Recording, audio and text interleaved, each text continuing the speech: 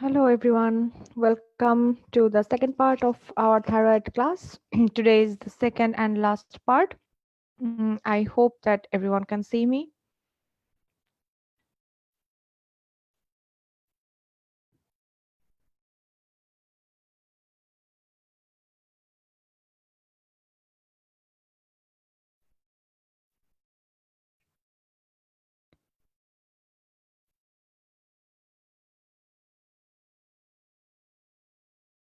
ওকে, so আমি আজকের ক্লাসটা শুরু করার আগে আসলে দুইটা জিনিসের জন্য একটু অ্যাপোলোজাইজ করে নিই। কালকে দুইটা সমস্যা হয়েছে। এক নাম্বার হচ্ছে যে আমি স্লাইডগুলো যে দেখিয়েছি, স্লাইডগুলো আসলে আমি পরে যখন নিজে ভিডিওটা দেখতে গিয়েছি তখন আমি বুঝতে পেরেছি যে স্লাইডগুলো দেখা যাচ্ছিল না, ইট ওয়াজ টু স্মল। সেটা আমি আসলে ওই সময় এটা ফুল স্ক্রিন করলে কার্সর দিয়ে পয়েন্ট আউট করা যায় না, যেটা কোয়াইট অ্যানয়িং।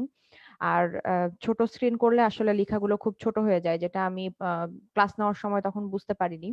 সো আজকে আমি যে লাইনগুলো বলবো আমি সাথে সাথে একটু জুম করে দেখানোর চেষ্টা করব। And that was one thing. And second জিনিসটা হচ্ছে যে আমি পরে যখন কমেন্ট সেকশনে ঢুকলাম দেখলাম যে সবাই আসলে কন্টিনিউ করতে চাচ্ছিল ক্লাসটা। আসলে আমার যেটা সমস্যা হয় সবসময়, আমি পড়তে বসি বা কোনো ক্লাস করি, টিচিং যে কোনো কিছুতে আমি আসলে 1 ঘন্টার পরে আমি কনসেন্ট্রেশন রাখতে পারি না। সো আমার কাছে আসলে মনে হয় যে 1 ঘন্টার পরে আবার ক্লাস নেওয়াটা এটা একটু টর্চার। নিজে অলস হলে সবাইকে অলস মনে হয়, এরকম আর কি বিষয়টা। সো পরে যখন আমি কমেন্ট সেকশনে ঢুকে দেখলাম তখন আমার একটু গিল্টি লেগেছে। So I apologise for those two things. But আমার কাছে মনে হয় যে আজকে আবার সবাই একটু রিফ্রেশ মাইন্ডে বসলে আমার মনে হয় যে লার্নিংটা ভালো হবে। আর ডিভাইডেড করার আরেকটা উদ্দেশ্য হচ্ছে যে কালকে আমি যে টপিকগুলো বলেছি, মেইনলি অ্যানাটমি, ফিজিওলজি, প্যাথোলজি, এগুলো আসলে মেইনলি এমআরসিএস পার্ট এর টপিক। আর আজকে আমি মূলত এমফাসাইজ করব পার্ট বি এর যে টপিকগুলো থাকে, হিস্ট্রি, এক্সামিনেশন, একটা নেক লাম্প কিভাবে কিভাবে এক্সক্লুড করতে হবে, এই জিনিসটা। তো এটা আসলে একটু পার্ট বি এর প্রতি একটু বেশি ফোকাসড। সো আমরা আজকের ক্লাসে যাওয়ার আগে আমরা কালকের টপিকগুলো একটু রিক্যাপ করে নিব 5-10 মিনিট, যাতে করে আজকে যারা নতুন জয়েন করছেন তাদের জন্য একটু সুবিধা হবে রিলেট করতে। আর যারা কালকে ছিলেন তাদের জন্য একবার একটু রিভাইজ হবে। অ্যান্ড অবভিয়াসলি আমি আজকের ক্লাসটা নেওয়ার পরে, যেহেতু আজকে লাস্ট পার্ট, আমি আজকের ক্লাসটার ভিডিও প্লাস আমি যে এই দুটো ডেমনস্ট্রেটিভ ভিডিও তৈরি করেছি সেই ভিডিও দুটো এবং এই প্রেজেন্টেশনের পিডিএফ ফাইল আমি সবকিছু আপলোড করে দিব। সো আমার মনে হয় যে পরবর্তীতে যদি কেউ বসে অফলাইন ক্লাস হিসেবে করতে চান তাদের জন্য খুব একটা প্রবলেম হবে না। Okay, so let's start then.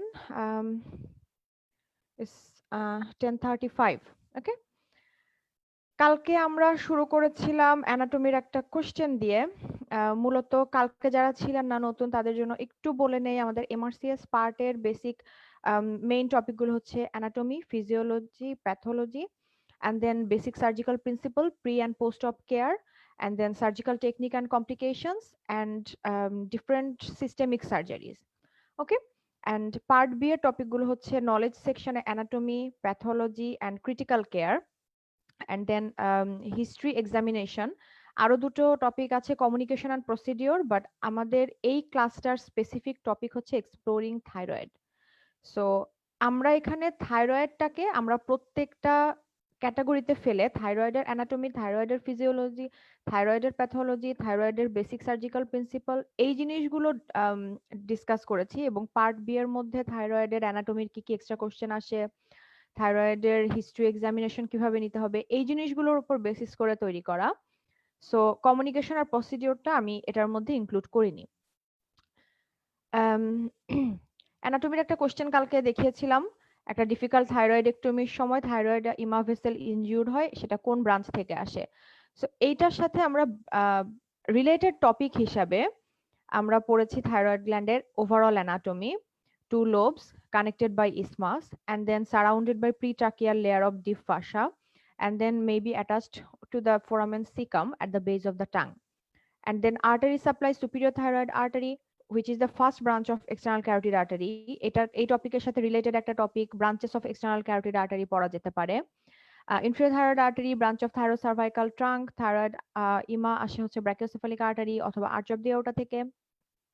Venous drainage, superior and middle thyroid vein কে drain করে internal jugular vein and inferior thyroid vein drain করে brachiocephalic vein.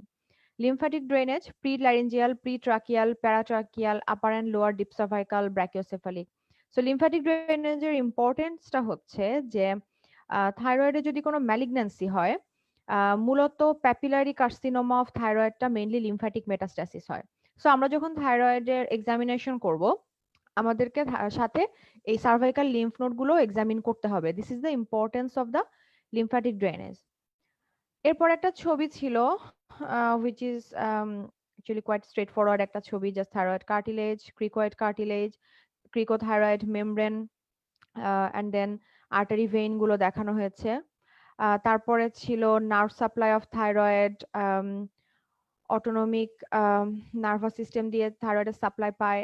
Parasympathetic is supplied by vagus. Vagus নার্ভের ব্রাঞ্চগুলো হচ্ছে internal and external laryngeal. External laryngeal, superior and inferior laryngeal basically. সুপিরিয়রের দুইটা ভাগ আছে, ইন্টারনাল এবং external laryngeal. So external laryngeal নার্ভটা সাপ্লাই দিবে, আর রিকারেন্ট ল্যারেঞ্জিয়াল নার্ভ, এই দুটো নার্ভ থাইরয়েডের সুপিরিয়র আর ইনফিরিয়র থাইরয়েড আর্টারির সাথে খুবই ক্লোজলি রিলেটেড থাকে, যেই কারণে থাইরয়েডেক্টমি করতে গিয়ে আমরা যখন এই আর্টারিগুলো লাইগেট করব, সো এই নার্ভগুলো একটু ইনজুরির প্রতি খুবই প্রোন থাকে, এবং এই নার্ভগুলো ইনজুর্ড হলে কি কি ফিচার পাওয়া যাবে সেটাও আমরা কালকে বলেছিলাম, রাইট? সো সিম্প্যাথেটিক ফাইবার আসে হচ্ছে superior, middle and inferior ganglia থেকে। ওকে, সো এমব্রায়োলজির মধ্যে এটা ডেভেলপ করে ফোরামেন সিকাম থেকে। ফোরামেন সিকামটা এটা ইনকমপ্লিট ডিসেন্ট হলে লিঙ্গুয়াল অ্যান্ড পিরামিডাল থাইরয়েড। এখান থেকে খুব বেশি কোশ্চেন আসে না, এটা জাস্ট জানার জন্য আমি এখানে দিয়েছি। অ্যান্ড ইনকমপ্লিট ক্লোজার যদি হয় সেক্ষেত্রে থাইরোগ্লসাল সিস্ট। থাইরোগ্লসাল সিস্ট থেকে অনেক সময় পার্ট এতে কোশ্চেন আসতে পারে। ভার্টিব্রাল লেভেল হচ্ছে C4-5, ক্রিকয়েড কার্টিলেজের লেভেল হচ্ছে C6। সো C5 এবং C6 এর মধ্যে আমরা ক্রিকোথাইরয়েডোটমি করে থাকি। অ্যান্ড দেন থাইরয়েড ডিগ্লুটেশনের সাথে কেন মুভ করে, এটার মেকানিজমটা কালকে বলেছিলাম। থাইরয়েডটা প্রিট্রাকিয়াল ফাসার ভিতরে এনক্লোজড থাকে, যেটা থাইরয়েড কার্টিলেজের সাথে অ্যাটাচড থাকে, এবং ওটা হাইওয়েড বোনের সাথে অ্যাটাচড থাকে, রাইট? সো যখন আমরা ডিগ্লুটেশনের সময় ডাইগ্যাস্ট্রিক মাসল কন্ট্রাক্ট করি, দ্যাট পুলস দ্য হাইওয়েড বোন upwards, and which pulls the thyroid cartilage, which pulls the pretracheal fascia and its contents. So এই জন্য ডিগ্লুটেশনের সময় থাইরয়েড বোন মুভ করে। এটা শর্ট আনসার কোশ্চেন হিসেবে পার্ট বি তে অনেক সময় আসে।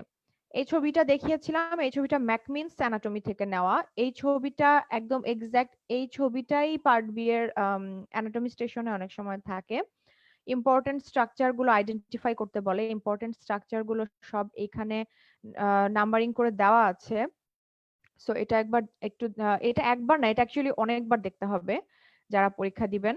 সো এখানে থাইরয়েড গ্ল্যান্ডটা এখানে দেখানো হয়েছে, অ্যান্ড এই 12 নাম্বার এই স্ট্রাকচারটা এক্সটার্নাল ল্যারেঞ্জিয়াল নার্ভ। আদারওয়াইজ নেকের যে স্ট্র্যাপ মাসল, স্টার্নোক্লিডোমাস্টয়েড, ট্রাপেজিয়াস, হ্যাঁ, এখানে যেই পোস্টেরিয়র ট্রায়াঙ্গেল, অ্যান্টেরিয়র ট্রায়াঙ্গেলের কন্টেন্ট গুলো, নার্ভ ভেসেল, আনসা সার্ভিকালিস আছে, এই জিনিসগুলো সব একটু একটু করে দেখতে হবে।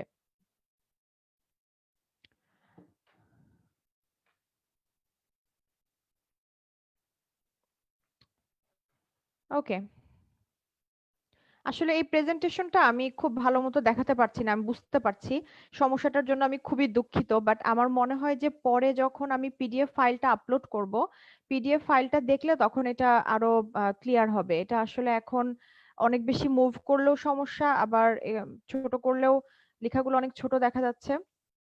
সো এক্সটার্নাল ল্যারেঞ্জিয়াল নার্ভ ইনজুরির কথা বলেছিলাম, recurrent laryngeal nerve, and then late কমপ্লিকেশনে হাইপোথাইরয়েডিজম হতে পারে, হাইপোক্যালসিমিয়া হতে পারে। থাইরয়েড গ্ল্যান্ডের ফিজিওলজি থেকে একটা কোশ্চেন ছিল, থাইরয়েড ফাংশন টেস্ট, এটা ইন্টারপ্রেট করা হাইপো না হাইপারথাইরয়েডিজম।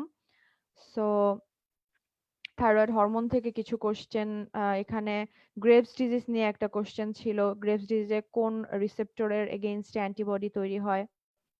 থাইরয়েড হরমোনের সিক্রেশন ফাংশন, বলেছিলাম যে এক টার্গেট সেলে T3 বেশি পাওয়া যায় অ্যান্ড প্লাজমাতে T4 বেশি পাওয়া যায়। ওকে,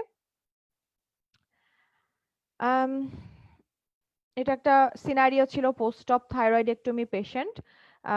পেশেন্টের সমস্যা হচ্ছে যে মার্কড স্ট্রাইডর আর উন্ডের নিচে একটা সোয়েলিং দেখা যাচ্ছে। সো এখানে 5টা সিনারিও, এটা একটু এক্সক্লুশন মেথডে বের করতে বলেছিলাম যদি তৎক্ষণাৎ এটা মানে স্ট্রেট ফরওয়ার্ড অ্যান্সার নাও মাথায় আসে।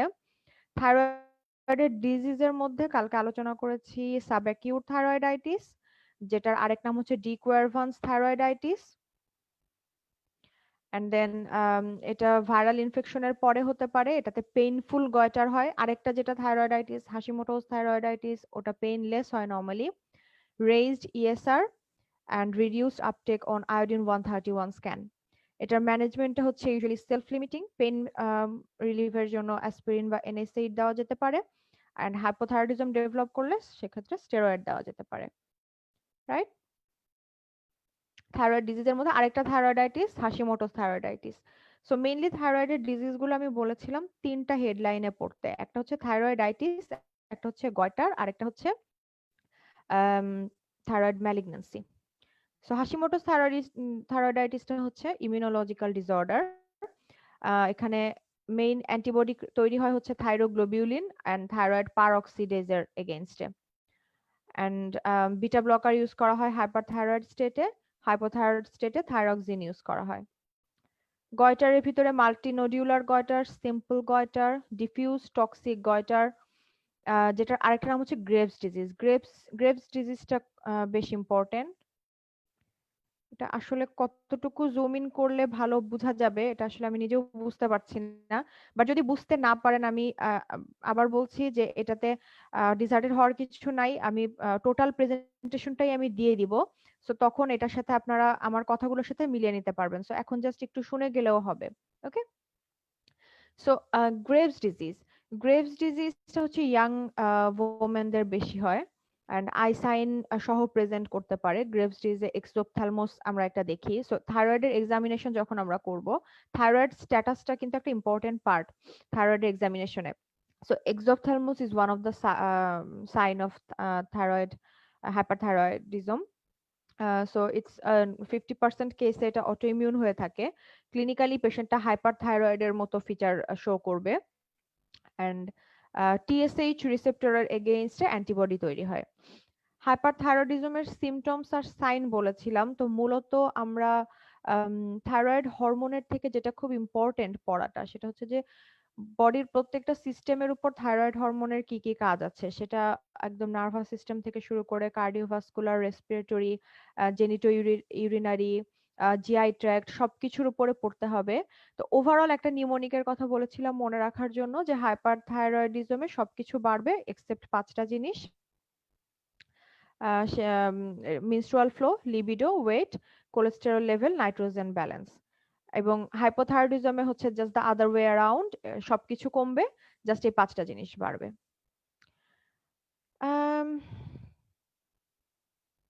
ওকে, সো আমার মনে হয় কালকের স্লাইড ছিল এই পর্যন্ত। এখন আমরা আজকের স্লাইডটা, সো আমি একটু জুম ইন করে, ওকে, সো আজকের এই টপিকটা হচ্ছে যে একটা নেক লাম্প কিভাবে এক্সক্লুড করতে হবে। এটার কোশ্চেনটা আসতে পারে পার্ট এ তে এমসিকিউ হিসাবে, একটা সিনারিও হিসাবে ওরা কিছু ক্লু দিয়ে দিবে, অথবা এটা নর্মালি পার্ট বি তে অনেক সময় প্যাথোলজির কোশ্চেনের ভিতরে ওরা দিয়ে দিতে পারে যে এরকম একটা সিনারিও দিয়ে বলতে পারে যে এটা ডায়াগনোসিস কি মনে হচ্ছে। আরেকটা যেটা থাইরয়েড এক্সামিনেশনের সময় তখন কিছু এক্সট্রা 2-1টা কোশ্চেন ওরা অ্যাড করতে পারে। সো 3টা জায়গায় ওরা এই টপিক থেকে কোশ্চেন অ্যাড করতে পারে এবং সবগুলো জায়গা থেকে যেটা ইম্পর্টেন্ট ক্লু গুলো আমার কাছে মনে হচ্ছে যে ইম্পর্টেন্ট সেই ক্লু গুলো আমি এটার মধ্যে অ্যাড করেছি। সো 1 নাম্বার হচ্ছে একটা একটা নেকে একটা যে কোনো লাম্প পাওয়া গেল, এটা মিড লাইনে হোক, এটা সাইডে হোক, এটা যে কোনো একটা নেকের ভিতরে একটা লাম্প সোজা কথায়। সো এই লাম্পটাকে আমি লাম্পের আকার আকৃতি ধরন অনুযায়ী আমি কিভাবে ডিফারেন্সিয়েট করব যে কি লাম্প এটা আসলে। 1 নাম্বার হচ্ছে এটা হতে পারে reactive lymphadenopathy. It can B just a solitary lymph node, বা হয়তো সলিটারি না, হয়তো 2-3টা লিম্ফ নোড একসাথে হতে পারে। সো এটা একটা ভাইরাল একটা ইনফেকশনের জেনারেলাইজড হিস্ট্রি থাকবে। ওকে, সো সেই ক্ষেত্রে একটা লিম্ফ্যাডেনোপ্যাথি হতে পারে। লিম্ফোমা, লিম্ফোমাতে এটা হবে রাবারি পেইনলেস সোয়েলিং। এই কথাটাই এই ক্লুগুলোই ওরা ভিতরে বলে দিবে যে একটা পেশেন্ট আসছে, তার এরকম নেকে একটা ছোট একটা সোয়েলিং 2 by 2 সেন্টিমিটার, অ্যান্ড সোয়েলিংটা হচ্ছে পালপেশনের রাবারি পেইনলেস। তারপরে তার কোনো থাইরয়েডের মতো সাইন সিমটম বলবে না, বলবে থাইরয়েড স্ট্যাটাস নর্মাল, বা তার হয়তো বা একটা জেনারেলাইজড একটা এলডিএইচ ইনক্রিজ, এরকম করে একটা, তো ওভারঅল ওরা একটা সিনারিও সাজাবে। বাট সিনারিওর মধ্যে রাবারি পেইনলেস সোয়েলিং কথাটা থাকতে পারে, এবং সাথে বলতে পারে night sweat and splenomegaly. Night সোয়েটের সাথে রিলেটেড একটা কথা বলে নেই, TB. TB is very very very important. ওরা ওরা বাংলাদেশ বা ইন্ডিয়া, এশিয়ান সাবকন্টিনেন্টাল কান্ট্রিগুলোর সাথে ওরা টিবি জিনিসটা থেকে কোশ্চেন করতে খুবই পছন্দ করে। পার্ট এ তে একটা কোশ্চেন এরকম পাওয়াই যাবে, খুঁজলে 300টার মধ্যে একটা কোশ্চেন ওরা টিবির উপরে দিতেই পারে। এবং পার্ট বি তে একটা কমপ্লিট প্যাথোলজির সিনারিও আছে টিবি লিম্ফোমার উপরে। সো ওরা এই জিনিসটার উপর খুব এমফাসাইজ করে। সো নাইট সুইট বা স্প্লিনোমেগালি বা overall night evening rise of temperature, এই কথাগুলো বললে কিন্তু এটা এই ক্লুগুলো ধরতে হবে। ওকে, থাইরয়েড সোয়েলিং যদি হয় এটা ডেফিনেটলি ডিগ্লুটেশনের সাথে মুভ করবে, এই কথাটা ওরা বলে দিবে। থাইরোগ্লসাল সিস্ট যদি হয়, এটা একটা মিড লাইন সোয়েলিং হবে, ইয়াঙ্গার পেশেন্টদের বেশি হবে, যেহেতু এটা একটা kind of congenital abnormality. So younger পেশেন্টদের থাইরোগ্লসাল সিস্টের ইয়া বেশি পাওয়া যাবে, এবং এটা টাং প্রোট্রুশনের সাথে মুভ করবে, যেহেতু এটা আলটিমেটলি ফোরামেন সিকামের সাথে হচ্ছে অ্যাটাচড। সো আমি যখন টাং প্রোট্রুট করব তখন এটা মুভ করবে। আর থাইরয়েড সুইলিং হলে টাং প্রোট্রুশনের সাথে মুভ করবে না, ডিগ্লুটেশনের সাথে মুভ করবে। ওকে, এটা যখন আমরা থাইরয়েড এক্সামিন করব আমাদেরকে এটা প্রেজেন্টেশনের সময় বলতে হবে। সিস্টিক হাইগ্রোমা অ্যান্টেরিয়র ট্রায়াঙ্গেল অফ নেকে নরমালি প্রেজেন্ট করে, এটা একটু ট্রান্স ইলুমিনেন্ট টাইপের হয়, সোয়েলিংটা একটু এভাবে ওরা অনেক সময় বলে, classically on the left side, 90% found within 2 years of age. So এটাতে ওরা এরকম একটা সিনারিও দিতে পারে, 1 year একটা চাইল্ড এসেছে, অ্যান্টেরিয়র ট্রায়াঙ্গেলে একটা ট্রান্স ইলুমিনেন্ট একটা সোয়েলিং নিয়ে, লেফট অ্যান্টেরিয়র ট্রায়াঙ্গেলে। এটা মুভ টাং প্রোট্রুশনের সাথেও মুভ করে না, ডিগ্লুটেশনের সাথেও মুভ করে না। So what is your diagnosis? Cystic hygroma. তো এই ছোট ছোট জিনিসগুলো আসলে কোয়াইট ইজি। এটা যে আসলে এটার মধ্যে কোনো খুব কমপ্লিকেটেড কথা আছে তা না, বাট অনেক সময় দেখা যায় যে পরীক্ষার হলে একটু অ্যাড্রেনালিন রাশের কারণেই হোক বা যে কারণেই হোক অনেক সময় একটু কনফিউজ লাগে যে ওয়েল এটা কি থাইরয়েড বলবো নাকি থাইরোগ্লসাল সিস্ট বলবো নাকি সিস্টিক হাইগ্রোমা বলবো নাকি লিম্ফ্যাডেনোপ্যাথি বলবো। সামটাইমস এটা একটু okay. Pharyngeal pouch, Zenker's diverticulum, Killian's dehiscence. আমার খাতায় এটার একটা নোট করা ছিল, and I put like 1,000 stars here. মানে আমি আসলে যতবার এটা পড়তাম ততবার এটার পিছনে 3টা করে স্টার দিতাম। এটা এত এত এত ইম্পর্টেন্ট।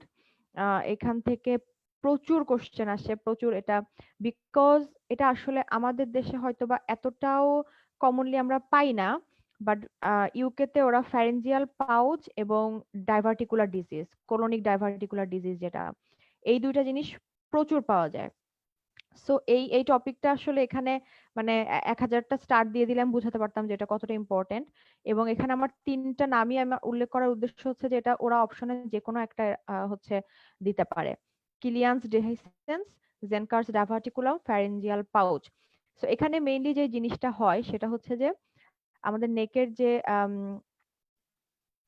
মাসেল গুলো, থাইরোফ্যারেঞ্জিয়াস আর ক্রিকোফ্যারেঞ্জিয়াস, এই মাসেল লেয়ারে। সো এটা একটু বেসিক্যালি ওল্ড এজ পেশেন্টদের বেশি হয়। এটা একটা সিম্পল হার্নিয়েশন মেইনলি। সো এই মাসেল গুলো হচ্ছে ফ্যারিংসের মাসেল লেয়ার। ফ্যারিংসের যখন আমরা স্ট্রাকচার পড়বো তখন দেখবো যে ওখানে কিছু সার্কুলার মাসেল থাকে, কিছু লঙ্গিটিউডিনাল মাসেল থাকে। তো ওই মাসেল লেয়ার গুলো যখন উইক হয়ে যায়, তো ওটার ভিতর দিয়ে ফ্যারিঞ্জিয়াল ওয়ালটা মাঝে মাঝে একটু হার্নিয়েট করে, বাইরে একটা পাউচ টাইপের তৈরি করে। সো পাউচ টাইপের তৈরি করলে যে সমস্যাটা হয়, তারা যখন খাবে, সো কিছু কিছু ফুড পার্টিকেল ওই পাউচটার ভিতরে জমা থাকে।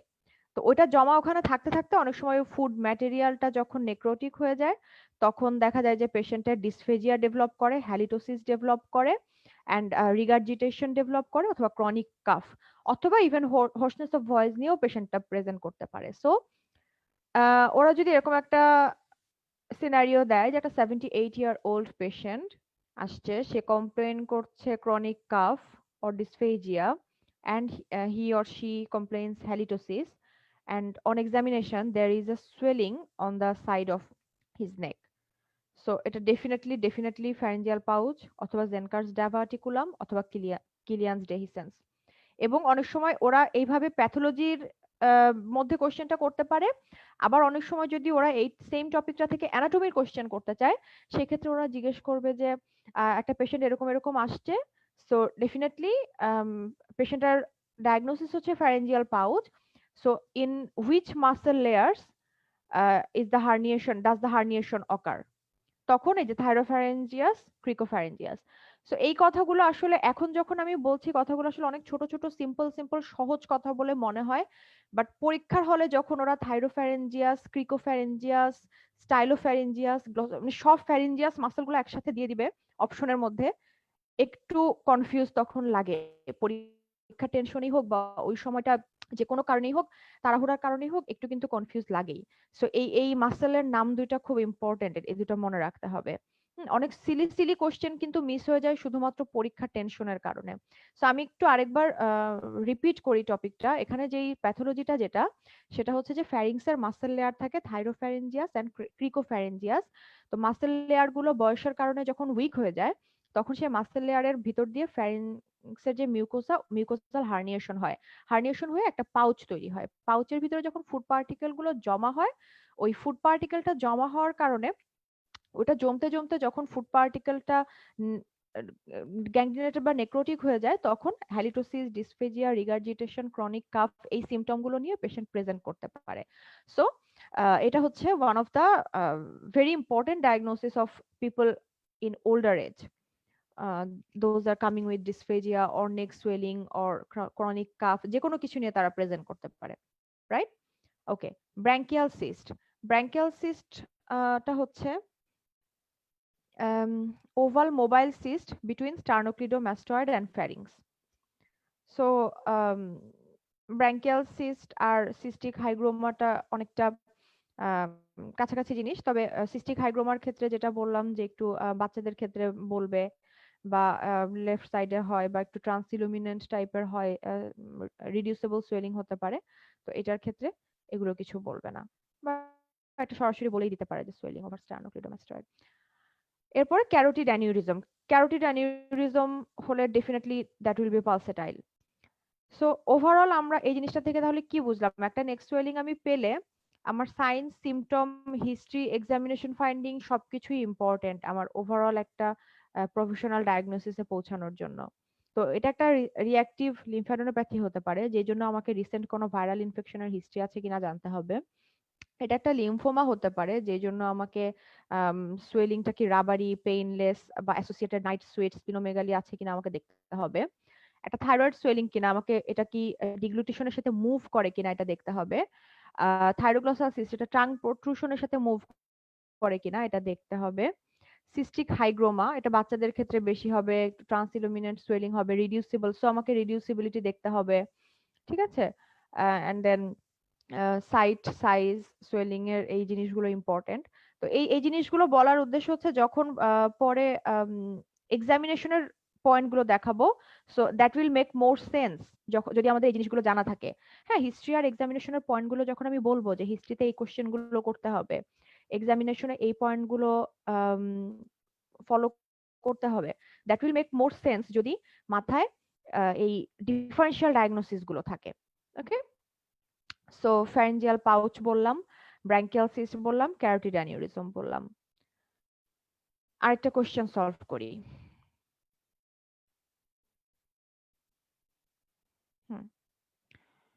A 40-year-old woman presented with a mass on her forehead. On examination, she had a fluctuant pulsatile mass on her head. Examination of her neck revealed a mass inferior to the hyoid and with a positive Berry sign. What is the most likely diagnosis? Berry সাইনটা হচ্ছে absence of carotid pulse due to malignant thyromegaly. এটা আমি লিখে দিয়েছি এখানে, পরীক্ষা এটা লেখা থাকবে না। ওকে, সো এখন এটা কি follicular thyroid cancer, medullary thyroid cancer, papillary thyroid cancer, anaplastic thyroid cancer, parathyroid gland cancer? So আমরা এটার অ্যান্সারটা দেখব পরে। আমরা একটু পরের স্লাইডে গিয়ে থাইরয়েড ম্যালিগন্যান্সিটা দেখি। সো একটা থাইরয়েডের কি কি ধরনের ম্যালিগন্যান্সি হতে পারে? Papillary carcinoma, follicular carcinoma, anaplastic, lymphoma, medullary carcinoma. এই 5টা কার্সিনোমা হচ্ছে মূলত থাইরয়েডের ইম্পর্টেন্ট। আই হোপ এটা দেখা যাচ্ছে। আমি আসলে এখান থেকে এটা বোঝার উপায় নাই এটা কতটুকু ভালো দেখা যাচ্ছে। বাট অ্যাজ আই সেইড, একটু আমার কথাগুলো যদি এখন একটু ফলো করেন, এটার পিডিএফ ফাইলটা পাওয়ার পরে ওটা পড়ার সময় all this will make sense. Okay? Papillary carcinoma হচ্ছে কমনেস্ট টাইপ এবং এটা মেইনলি হবে হচ্ছে ইয়াঙ্গার ফিমেল পেশেন্টদের ক্ষেত্রে।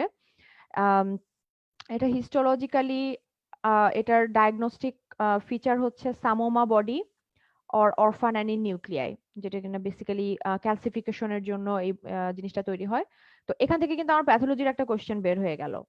একটা বলবে যে একটা 25-year-old ফিমেল একটা মিড লাইন নেক সোয়েলিং নিয়ে এসেছে। সোয়েলিং অন এক্সামিনেশন সোয়েলিংটা ডিগ্লুটিশনের সাথে মুভ করে, it's not fixed with underlying structure or overlying skin. এরপরে বলবে যে সাথে একটা অ্যাসোসিয়েটেড লিম্ফ্যাডিনোপ্যাথি আছে এবং এটা থেকে এফএনএসসি করলাম, এফএনএসসি করে দেখা গেল কি psammoma body. So it's quite obvious যে এটা প্যাপিলারি কার্সিনোমা। আচ্ছা, আমি এতগুলো ক্লু সহকারে বলছি আসলে পুরাটাকে একটা সিনারিও হিসেবে প্রেজেন্ট করার জন্য। অ্যাকচুয়াল পরীক্ষায় কিন্তু এতগুলো ক্লু দেওয়া থাকবে না। সো এখানে যেহেতু ইয়াং ফিমেলের কথাটা আছে, ওরা যদি জাস্ট এতটুকু বলে যে একটা ইয়াং 27-year-old ফিমেল একটা নেক সোয়েলিং নিয়ে প্রেজেন্ট করেছে, সাথে আরেকটা ছোট নেক সোয়েলিং আছে, ওখান থেকে এটা বুঝে নিতে হবে যে যেহেতু ইয়াঙ্গার ফিমেল, মিড লাইন নেক সোয়েলিং, মোস্ট লাইকলি থাইরয়েড, সাথে আরেকটা নেকে সোয়েলিং আছে, দ্যাট মিনস লিম্ফ্যাডেনোপ্যাথি। এই 3টা ক্লু থেকে বুঝে নিতে হবে যেটা papillary carcinoma of thyroid. So তখন যদি তারা প্যাথো সার্জারিতে মানে পার্ট এমআরসিএস পার্ট এর যে পেপার 2 সেকশনটা, যেখানে বেসিক্যালি সার্জিক্যাল প্রিন্সিপাল নিয়ে কোশ্চেন করা হয়, তো ওখানে ওরা কোশ্চেনটা করতে পারে 3টা বেসিসে। একটা করতে পারে হচ্ছে যে এই টোটাল সিনারিওটা ওরা বলবে যে মোস্ট লাইকলি ডায়াগনোসিস কি, তখন এটা বলতে হবে যে প্যাপিলারি কার্সিনোমা অফ থাইরয়েড। এরপরে তারা যেটা করতে পারে যে তারা সিনারিওটা দিয়ে তারা বলে দিবে যে overall diagnosis is papillary carcinoma. So what will be the most appropriate step of investigation next? So এরপরে আমি কি ইনভেস্টিগেশন করব? যেহেতু তখন বলেছে যে একটা ফিমেল এবং তার নেক্সট সোয়েলিং আছে, সাথে একটা লিম্ফ্যাডেনোপ্যাথি আছে, so papillary carcinoma is the diagnosis. তখন নেক্সট ইনভেস্টিগেশনের মধ্যে তখন চুজ করতে হবে। একটা হতে পারে যে ইমেজিং করতে পারি, একটা হতে পারে এফএনএসসি করতে পারি। সো অপশনে যেটা থাকবে ওইভাবে চুজ করতে হবে। অথবা আরেকটা ভাবে যেটা কোশ্চেন করতে পারে, ওরা বলতে পারে এই সিনারিও সেম সিনারিও দিয়ে ওরা বলতে পারে আচ্ছা ঠিক আছে, papillary carcinoma provisional diagnosis, FNAC করা হলো, এফএনএসসি করে এরপরে দেখা গেল যে papillary carcinoma of like no sorry FNAC করে দেখা গেল যে স্যামোমা বডি বা orphan Annie nuclei. So confirm diagnosis. So what is the appropriate next management? Okay, next ম্যানেজমেন্টের এই কোশ্চেনটাতে একটা ছোট ট্রিক্স আছে। ট্রিক্সটা হচ্ছে এমন যে আমরা আসলে আমাদের দেশের ট্রিটমেন্ট সিস্টেমে আমাদের কিন্তু মাল্টিডিসিপ্লিনারি টিম ইনভলভ করার টেন্ডেন্সিটা কম, বা আমাদের রেফারাল সিস্টেমটা আমাদের মধ্যে কম। বাট ইউকের সিস্টেমটার মধ্যে referral system, MDT is a very big part. So এখানে যদি আপনাকে বলে যে একটা কার্সিনোমার পেশেন্ট যেটা আপনি হিস্ট্রি নিয়ে এক্সামিন করে আপনি ইমেজিং করলেন, আপনি টিস্যু ডায়াগনোসিস করলেন, সব কিছু করে আপনি মোটামুটি 100% শিওর যেটা প্যাপিলারি কার্সিনোমা, আপনি যখন সরাসরি টোটাল থাইরয়েডেক্টমি, ওরা একটা অপশন দিতে পারে, আরেকটা অপশন দিতে পারে যে এমডিটি। সো এমডিটির অপশনটা তখন চুজ করতে হবে, কারণ এখানে যে কোনো ম্যালিগন্যান্সির পেশেন্ট এটা যে কোনো অপারেটিভ ম্যানেজমেন্টে যাওয়ার আগে, কারণ অপারেটিভ ম্যানেজমেন্টের পরেও কিন্তু তার আরো কিছু ম্যানেজমেন্ট থাকবে, যে থাইরয়েডেক্টমি করে দিলেই কিন্তু শেষ না, এরপর তার লাইফ লং একটা থাইরক্সিন সাপ্লিমেন্ট লাগতে পারে, বা তার পরবর্তীতে কোনো রেডিওথেরাপি বা এ ধরনের কোনো কিছু লাগবে কিনা। সো ওরা কিন্তু এটা আগে এমডিটি একটা মিটিং করে, এটা ডিসকাস করে টোটাল পেশেন্টের আউটকাম বা পেশেন্টের পরবর্তী স্টেপগুলো কি হবে। সো এরকম ম্যালিগন্যান্সির কোনো পেশেন্ট যদি ওরা বলে, তখন সরাসরি টোটাল থাইরয়েডেক্টমি যদি থাকে, টোটাল থাইরয়েডেক্টমি চুজ করতে হবে। কিন্তু যদি টোটাল থাইরয়েডেক্টমি থাকে প্লাস যদি এরকম থাকে যে ডিসকাস উইথ এমডিটি, তখন এমডিটি চুজ করতে হবে। So that is the trick actually. অনেক সময় ওরা এই জিনিসটা এই ট্রিকটা করে এবং তখন আমরা সরাসরি সার্জারি চুজ করে একটা ভুল করি। সো ওভারঅল প্যাপিলারি কার্সিনোমা নিয়ে এটাই বললাম, যেটা ইয়াঙ্গার ফিমেলদের মধ্যে কমন। এটা ফার্স্টে পেশেন্ট আসবে, এটা নর্মালি এটা স্প্রেড করে লিমফ্যাটিক দিয়ে, যেটা তখন বলছিলাম যে একটা থাইরয়েড ক্যান্সার, থাইরয়েড সোয়েলিং সাথে একটা লিমফ্যাডেনোপ্যাথি। সো মোর লাইকলি এটা প্যাপিলারি কার্সিনোমা। অ্যান্ড ইউজুয়ালি এটা নেকের মধ্যেই কনফাইন্ড থাকে, এটা নেকের বাইরে অন্য কোনো সিমটম দিয়ে এটা ইউজুয়ালি প্রেজেন্ট করে না। এফএনএসসি করতে হবে, এফএনএসসি করে আমরা ইয়েতে পাবো, প্যাথোলজিক্যাল ফাইন্ডিং এ আমরা স্যামোমা বডি বা অরফানানি নিউক্লিয়াই পাবো।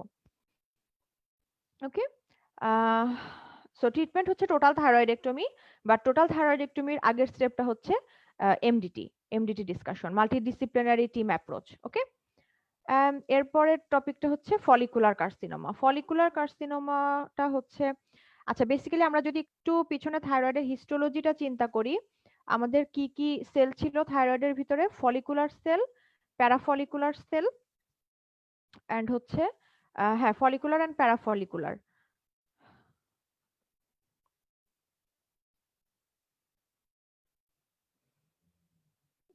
একটু আগের স্লাইডে ফেরত যাচ্ছি। Oops, I can't find thyroid histology আমি কোথায় অ্যাড করেছি।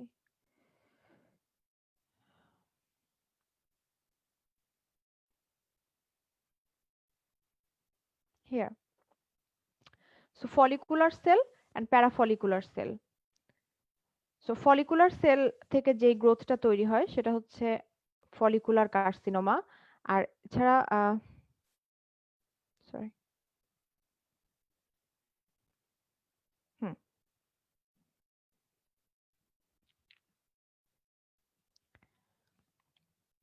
ওকে, সো যেটা বলছিলাম যে ফলিকুলার কার্সিনোমা যেটা, এটা মেইনলি স্প্রেড করা হচ্ছে হেমাটোজেনাসলি, এবং প্যাপিলারির ক্ষেত্রে আমরা দেখলাম যে এটা মেইনলি লিমফ্যাটিক স্প্রেড করে। সো এটা যেহেতু লিমফ্যাটিক দিয়ে স্প্রেড করে এবং থাইরয়েডের লিমফ্যাটিক ড্রেনেজ যেহেতু প্রিট্রাকিয়াল, প্যারাট্রাকিয়াল, প্রিল্যারিঞ্জিয়াল, মানে বেসিক্যালি নেকের আশেপাশেই।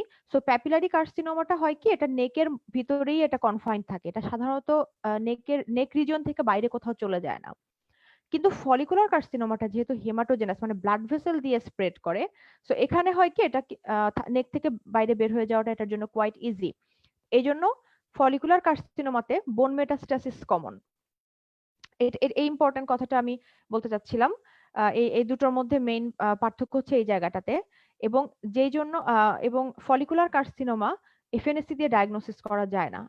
কেন যায় না এটা আমি পরের স্লাইডে এক্সপ্লেন করেছি, আমি বলবো। এটাও একটা পার্ট বি এর কোশ্চেন যে কেন এটা এফএনএসসি দিয়ে ফলিকুলার কার্সিনোমা আমি ডায়াগনোসিস করতে পারবো না।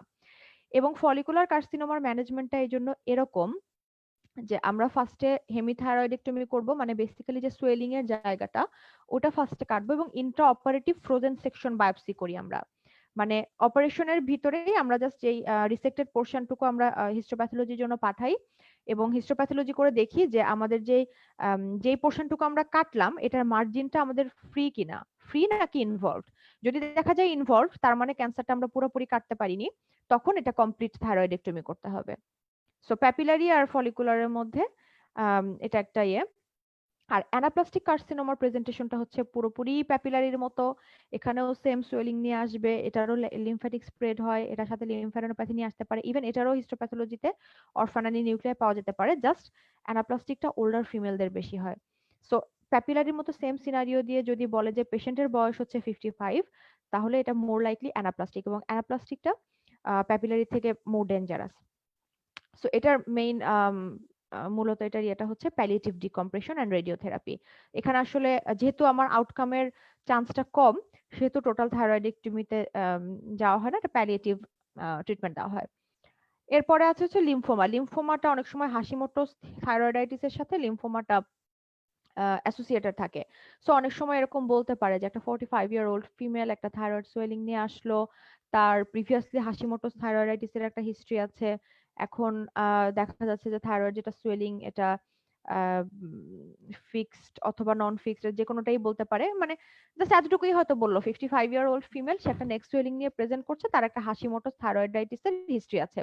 সো তখন ওভারঅল এটা ইয়ে করতে হবে যে এটা লিম্ফোমা হতে পারে, অ্যান্ড লিম্ফোমাটা রেডিওথেরাপিতে খুব ভালো রেসপন্ড করে, সো এটা রেডিওথেরাপি দেওয়া যেতে পারে ট্রিটমেন্টের জন্য, অ্যান্ড এটা ইনভেস্টিগেশন করা হয় হচ্ছে কোর বায়োপসি দিয়ে।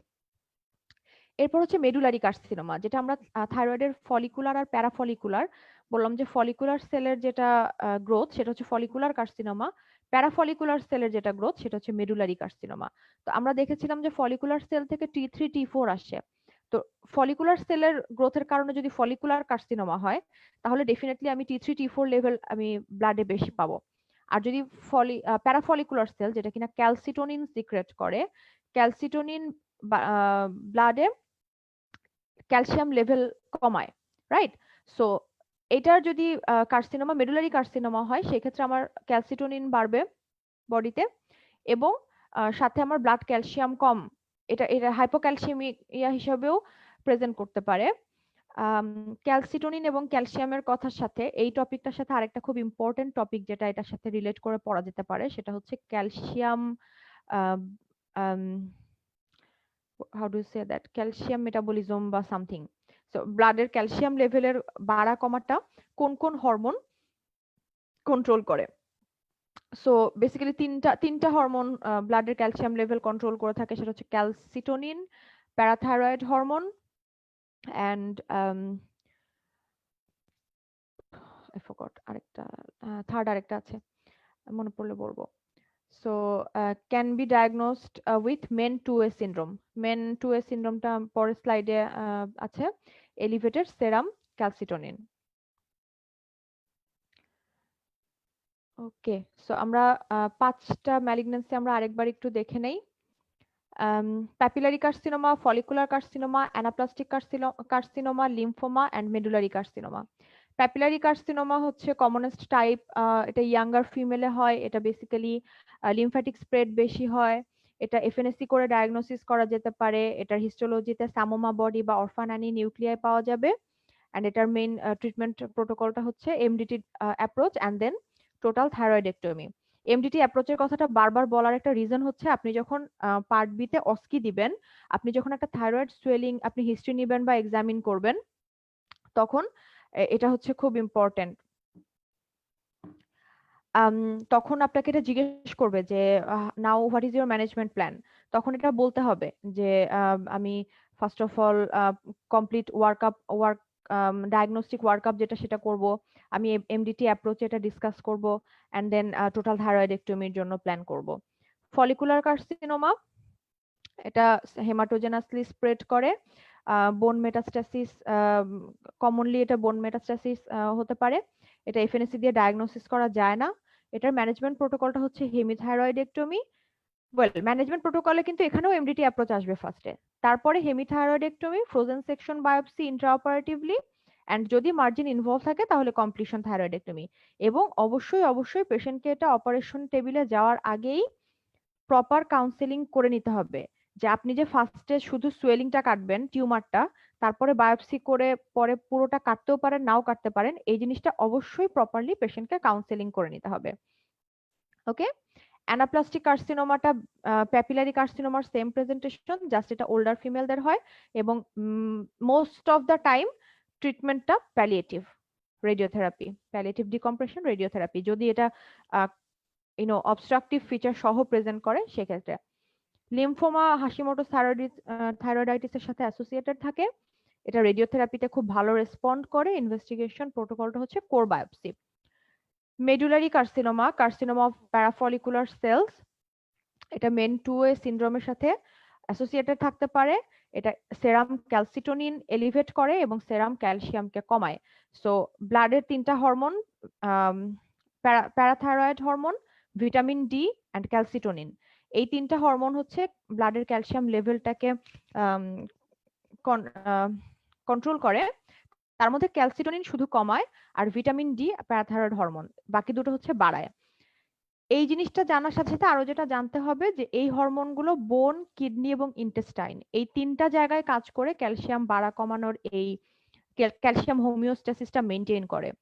সো কোন হরমোনটা কোথায় কাজ করে এটাও জানাটা ইম্পর্টেন্ট, এবং কোন হরমোনটা ডিরেক্টলি কাজ করে এবং কোন হরমোনটা আরেকটা হরমোনের মাধ্যমে কাজ করে। ওকে, এই জিনিসগুলো একটু যে কোনো ফিজিওলজি বইয়ে পাবেন, এটা একটু দেখে নিতে হবে, এটা আমার এই প্রেজেন্টেশনে ইনক্লুডেড নেই। মাল্টিপল এন্ডোক্রাইন নিওপ্লাসিয়া একে মেন 2 সিনড্রোম, মেন 1 আছে, মেন 2 আছে। মেন 1 এর সাথে থাইরয়েডটা রিলেটেড না, এজন্য আমি মেন 1টা এখানে দেইনি। মেন 1টা হচ্ছে বেসিক্যালি প্যারাথাইরয়েড, পিটুইটারি, প্যানক্রিয়াস, এই তিনটা সিস্টেমের প্যাথোলজি একসাথে হয়। আর মেন 2 যেটা, মেন 2 এর মধ্যে আবার মেন 2A আছে, মেন 2B আছে। আই হোপ এটা দেখা যাচ্ছে, আই ডোন্ট নো। মেন 2 এটা হচ্ছে medullary carcinoma of thyroid, parathyroid hyperplasia, phaeochromocytoma. And MEN 2B টা হচ্ছে মেন 2 এর এই তিনটা ফিচার থাকবে, সাথে মিউকোজাল নিউরোমা এন্ড মারফেনয়েড হ্যাবিটাস থাকবে। এখান থেকে ওরা খুব ইন্টারেস্টিং কিছু কোশ্চেন করে। এক নাম্বার হচ্ছে বলবে একটা পেশেন্টের হাত পা অনেক অস্বাভাবিক রকম লম্বা, দ্যাট মিনস মারফেনয়েড হ্যাবিটাস। সাথে পেশেন্টটা আসছে হচ্ছে হাইপোক্যালসিয়ামিয়া নিয়ে, যেটার মাধ্যমে তারা বুঝাতে চাবে যে তার মানে ব্লাডে ক্যালসিটোনিন বেশি, তার মানে মেডুলারি কার্সিনোমা অফ থাইরয়েড থাকতে পারে। এবং এই পেশেন্টটার আর আর কি সমস্যা থাকতে পারে, তখন ওরা অপশনের মধ্যে প্যারাথাইরয়েড হাইপারপ্লাসিয়া বা ফিওক্রোমোসাইটোমা কিছু একটা দিয়ে দিবে। সো এই এই জিনিসটা কোরিলেট করতে পারতে হবে। মেন 2A এবং মেন 2B এবং মেন 1, এই তিনটা জিনিসই খুব খুব খুব ইম্পর্টেন্ট। সো এই এই জিনিসগুলো রিলেট করতে হবে। ফিওক্রোমোসাইটোমা একটা কোয়াইট ইন্টারেস্টিং একটা সাবজেক্ট। এই টপিকটার সাথে ডেফিনেটলি ফিওক্রোমোসাইটোমা এবং ক্যালসিয়াম হোমিওস্ট্যাসিস, এই জিনিসটা একটু পড়বেন। ফিওক্রোমোসাইটোমা হচ্ছে বেসিক্যালি অ্যাড্রেনাল গ্ল্যান্ড, যেটা অ্যাড্রেনাল কর্টেক্স আর অ্যাড্রেনাল মেডুলা থাকে। সো অ্যাড্রেনাল মেডুলার যে টিউমার, এটা হচ্ছে ফিওক্রোমোসাইটোমা, এবং ওখান থেকে সেরোটোনিন সিক্রেট হয়। সো ওই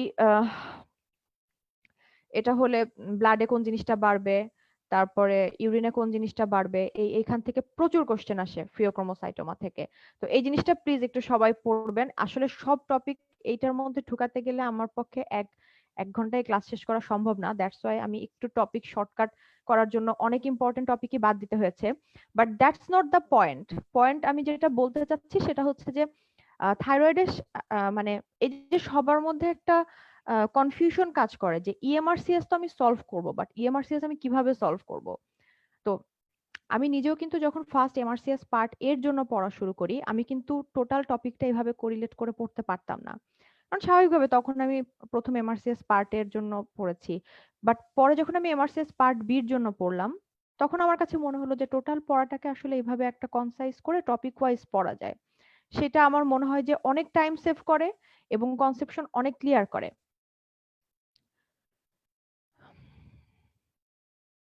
ওকে, সো এই পর্যন্ত হচ্ছে আমার থাইরয়েডের ডিজিজ অ্যান্ড এভরিথিং।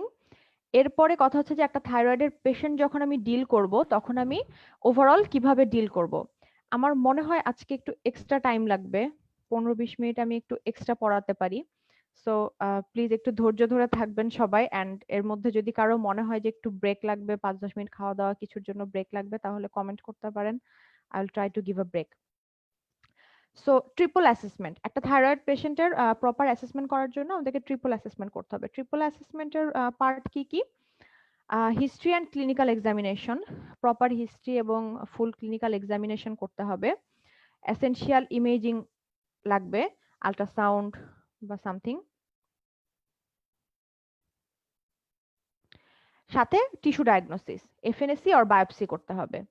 রাইট, এখন কথা হচ্ছে যে can you do a complete assessment of a thyroid patient and plan a management? This is the question.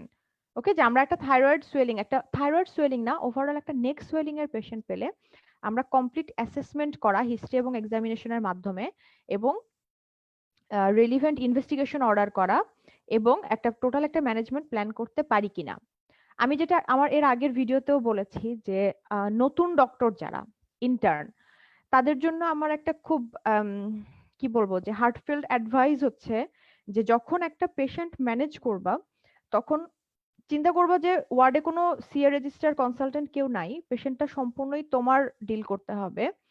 So ওই হিসাবে তুমি তোমার মতো প্ল্যান করবা, এবং তারপরে পেশেন্টের নোটস খুলে দেখবা যে সিনিয়ররা কিভাবে প্ল্যান করছে। সো এটাতে কিন্তু তোমার নিজের জাজমেন্টের উপর তোমার কনফিডেন্স অনেক বাড়বে।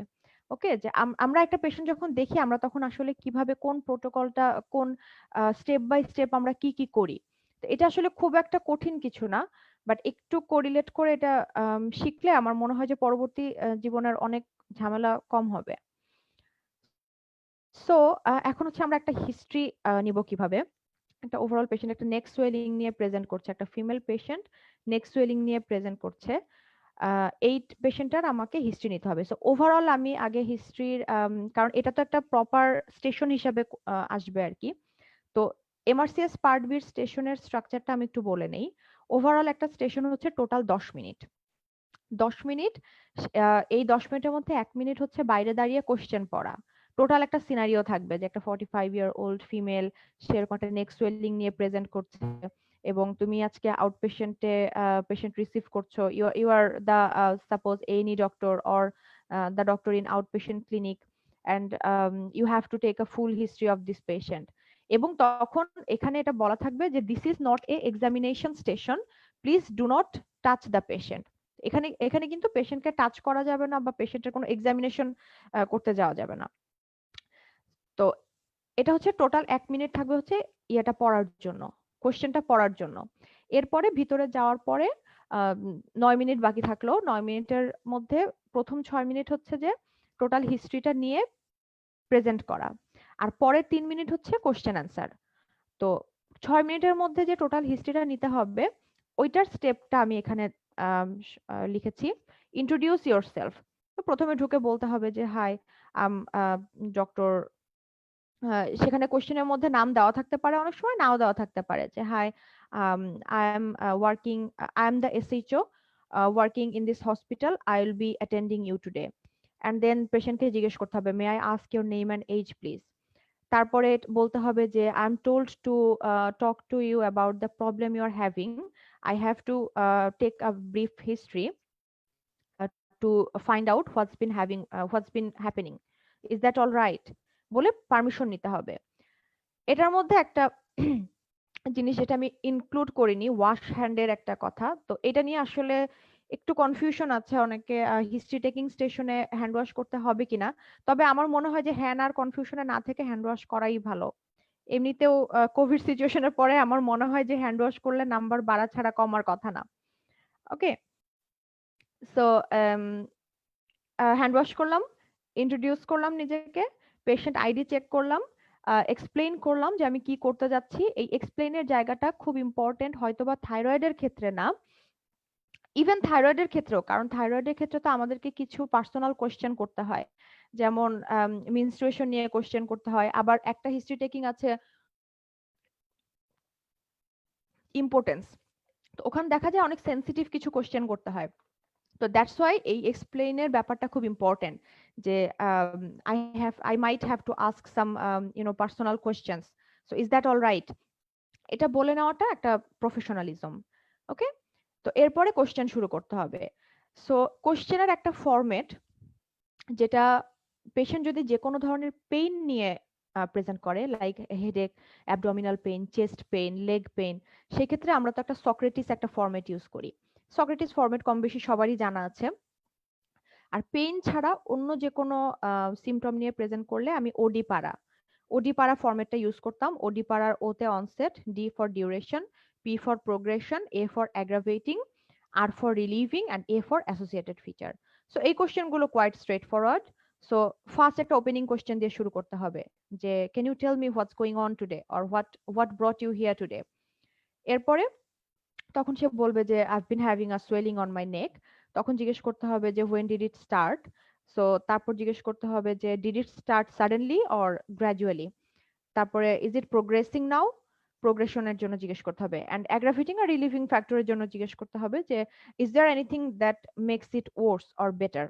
ওকে, সো এই কোশ্চেন গুলো করার পরে এরপর অ্যাসোসিয়েটেড ফিচার। সো অ্যাসোসিয়েটেড ফিচারটা আসলে যে কোনো হিস্ট্রি টেকিং এর ক্ষেত্রে অ্যাসোসিয়েট ফিচারটা খুব ইম্পর্টেন্ট, কারণ অ্যাসোসিয়েট ফিচারটা দিয়ে বেসিক্যালি আমরা আমাদের ডিফারেন্সিয়াল গুলো এক্সক্লুড করব। তো একটা থাইরয়েড সোয়েলিং এর পেশেন্ট, একটা নেক সোয়েলিং এর পেশেন্ট যখন আমরা দেখি, আমার মাথায় তখন 4-5টা ইয়ে থাকবে, যে ফার্স্ট অফ অল আমার মাথায় থাকবে যে এটা একটা থাইরয়েড সোয়েলিং হতে পারে, এটা একটা গয়টার হতে পারে, এটা একটা ম্যালিগন্যান্সি হতে পারে, থাইরয়েডাইটিস হতে পারে ইভেন।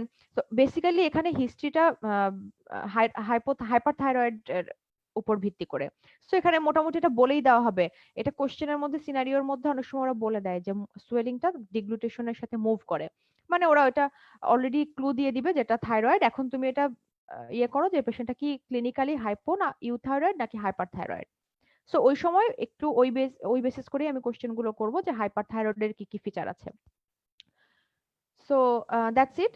তো এই অ্যাসোসিয়েটেড ফিচার যে কোনো হিস্ট্রি, সেটা অ্যাবডোমিনাল পেইন হোক বা সেটা হেমাচুরিয়া হোক বা সেটা হাইপারথাইরয়েডিজম হোক, অ্যাসোসিয়েটেড ফিচারের যেই 8 থেকে 10টা কোশ্চেন করব, এই কোশ্চেন গুলো খুব মানে নিজের মতো করে গুছিয়ে রাখতে হবে, যাতে মানে এখানে কিন্তু 8 থেকে 10টার বেশি কোশ্চেন করতে গেলে সময় কুলাবে না। সো এমন ভাবে কোশ্চেন গুলো করতে হবে যাতে 8 থেকে 10টা কোশ্চেনের মধ্যে আমি অ্যাটলিস্ট যে 4-5টা ডিফারেন্সিয়াল আছে, ওই 4-5টা ডিফারেন্সিয়াল যেন আমি এক্সক্লুড করে দিতে পারি। সো হিস্ট্রির মধ্যে এইগুলো গেল। এরপরে আমি এখানে কিছু পয়েন্ট আমি অ্যাড করিনি, কিছু পার্সোনাল এবং সোশ্যাল হিস্ট্রি নিতে হয়। পিডিএফ পিডিএফ এর মধ্যে হচ্ছে personal history, drug history, family history.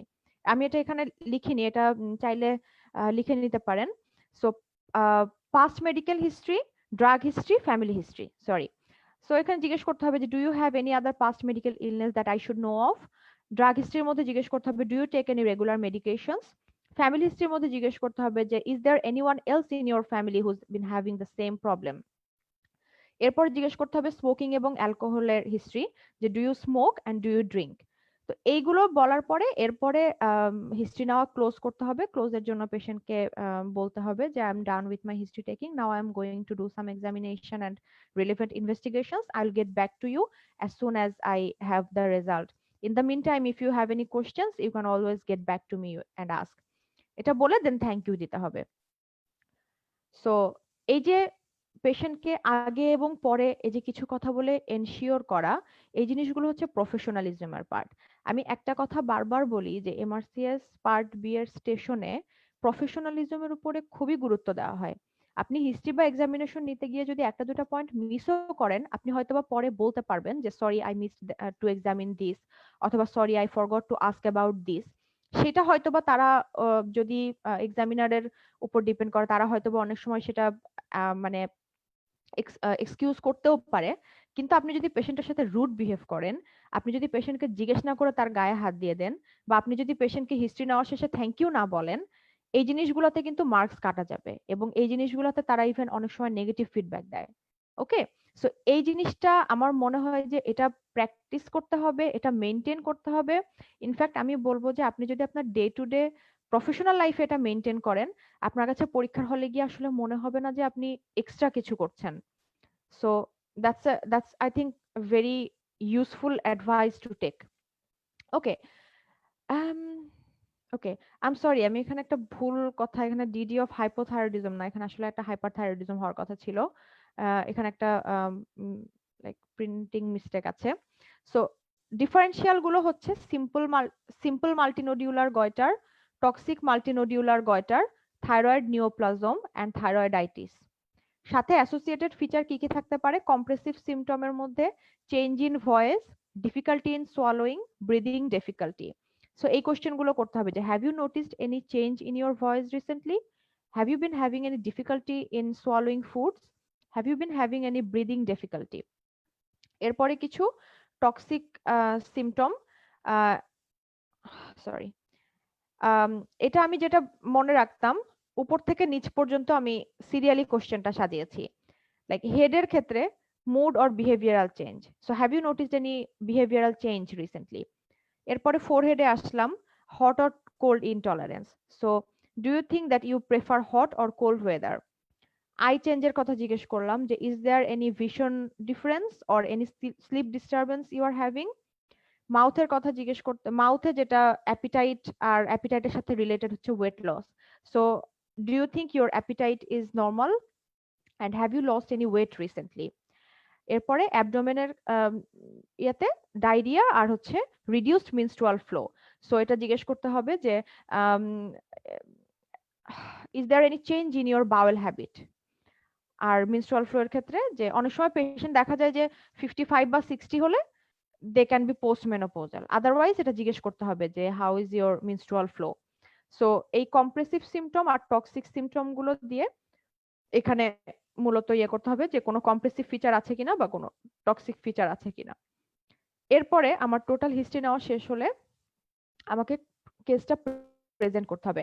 আচ্ছা, একটা কথা যেটা মাথায় রাখতে হবে, এই টোটাল হিস্ট্রি নেওয়া এবং মানে ওই পরীক্ষার স্টেশনে গিয়ে বসার থেকে শুরু করে কেসটা প্রেজেন্ট করা পর্যন্ত টোটাল কিন্তু 6 মিনিট সময়। সো জিনিসটা প্র্যাকটিস করতে করতে এমন করতে হবে যাতে 6 মিনিটের মধ্যে জিনিসটা করতে পারেন, এবং জিনিসটা গুছাতে হবে এমন ভাবে, অনেক প্রশ্ন জিজ্ঞেস করতে গেলে বা অনেক বড় করে প্রেজেন্ট করতে গেলে অনেক সময় সময় বেশি লাগে। আবার অনেকে প্রেফার করে যে টোটাল হিস্ট্রিটা নেওয়ার পরে পেশেন্টকে একবার সামারাইজ করতে, যে okay, so from the history I have taken it looks like you have this problem, so can you please tell me if I have missed anything. অনেকে এটা প্রেফার করে, বাট এটা আবার অনেকে এটা প্রেফার করে না। কারণ আমি নিজে যখন পরীক্ষা দিতে গিয়েছি, তো আমি পালমোনারি এম্বোলিজমের হিস্ট্রি নেওয়া শেষ করার পরে আমি যখন পেশেন্টের কাছে এটা সামারাইজ করতে গেলাম, তখন এক্সামিনার আমাকে নিজেই ইন্টারাপ্ট করে বলে যে পেশেন্টের কাছে সামারাইজ করার দরকার নাই, you talk to me. So এটা আসলে ডিপেন্ড করে, এটা কোনো হার্ড এন্ড ফাস্ট রুল নাই। ওকে, সো এরপর আমরা প্রেজেন্টেশনটা একটু দেখি। আমি এখানে প্রেজেন্টেশনটা সাজিয়েছি হচ্ছে সিম্পল মাল্টিনোডিউলার গয়টারের মতো। এটা এখন পেশেন্ট কিরকম হিস্ট্রি দেয় তার উপরে ডিপেন্ড করে, পেশেন্ট ম্যালিগন্যান্সির মতো হিস্ট্রি দিতে পারে। So my patient Mrs brown, 55-year-old lady, previously fit and well, মানে পেশেন্টের কোনো পাস মেডিকেল হিস্ট্রি নাই। So presents with a lump on her neck which has grown over the past 4 years, তার মানে বোঝাচ্ছে যে এটা একটা খুবই স্লো গ্রোয়িং। ম্যালিগন্যান্ট হলে কিন্তু 4 মান্থের মধ্যে এটা অনেক বড় হয়ে যেত। সো আমি আমি কিন্তু আমার কথার ভিতর দিয়ে আমি ম্যালিগন্যান্সি এক্সক্লুড করে দিচ্ছি। In addition, she has symptoms indicating hyperthyroidism including weight loss, irritability, this is sorry, on and off diarrhea and hot intolerance. তো এখানে বেসিক্যালি আমি এখানে এগুলো অ্যাড করেছি, বাট অ্যাকচুয়াল পরীক্ষায় পেশেন্ট যেটা যেটা বলবে, আহ, হাতে অবশ্যই পেন আর পেন্সিল আর পেপার থাকে। সো আপনি নোট করে রাখবেন, কারণ পরে দেখা যায় অনেক সময় প্রেজেন্ট করার সময় মনে পড়ে না। ইভেন ওদের ওদের নামগুলো এত আনফ্যামিলিয়ার আমাদের কাছে, দেখা যায় যে ফুল হিস্ট্রি নেওয়ার শেষে নাম মনে থাকে না। সো ডেফিনেটলি এটা অভ্যাস করবেন যাতে পেশেন্টের নামটা আপনি রাইট ডাউন করেন, এজটা আপনি রাইট ডাউন করেন। সো পরে এটা এটা যাতে বলার সময় এটা কনফিউশন না লাগে। এটা এমন না যে কনফিউশন লাগলে খুব সমস্যা, but it looks really odd যে আপনার পেশেন্টের নাম আর বয়সই মনে নাই। ওকে, সো এরপরে এখন পেশেন্টের যেগুলো পজিটিভ ফাইন্ডিং এগুলো বলতে হবে। নেগেটিভ ফাইন্ডিং গুলো ইউজুয়ালি না বলাই ভালো, কারণ এটা আসলে জাস্ট টাইম বেশি লাগে। Based upon her history, my provisional is simple multinodular goitre. আপনি এটার মধ্যে আপনার ডিফারেন্সিয়াল গুলো অ্যাড করে দিতে পারেন, আবার অনেক সময় আপনি যদি অ্যাড না করেন তাহলে ওই মানে এক্সামিনার যে থাকবে সেই আপনাকে জিজ্ঞেস করবে যে what are your other differentials. Okay, so এটা হচ্ছে টোটাল 6 মিনিটে এই জিনিসটা হবে। আপনি টোটাল যাবেন ভিতরে, ইন্ট্রোডিউস করবেন, পারমিশন নিবেন, হিস্ট্রি নিবেন, এরপরে হচ্ছে আপনি টোটাল কেসটা প্রেজেন্ট করবেন। ওভারঅল এটা হচ্ছে আপনার প্রথম 6 মিনিট। এরপরে শেষের 3 মিনিটে আপনার হচ্ছে কোশ্চেন করবে। আমি কোশ্চেনে একটু পরে আসি, আমি একটু এক্সামিনেশনের পয়েন্টটা বলে দিই। So examination station MRCS part B তে আপনার টোটাল 4টা এক্সামিনেশন স্টেশন থাকে।